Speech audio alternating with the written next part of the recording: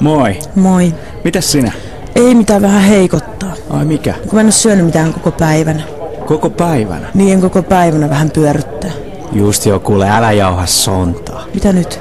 Aivan varma oot syönyt. En mä aamulla tosi pienen leivän. Juu, just joo. Ja mitä päivällä? En mä... Sano nyt, että ai saa turpaas! No vähän semmoista salaattia. No niin, oothan sä syönyt koko päivänä. Mitä sä oikein valehtelet siis? Mä en oo syönyt koko päivänä! Valehtelija! Siis sä oot just tommonen valehteleva. Sä oot siis yrität sä olla joku erikoinen, joku muka tosi kiire nyt? Se ei tehi syömä! Siis sä oot niin oksettava! Siis hyi helvetti!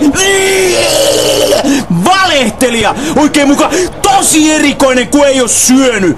Siis okei, onks sul nälkä? Mä syötän kuule sulle tän tuolin! Hei, anteeksi. Mä olin tosi törppö.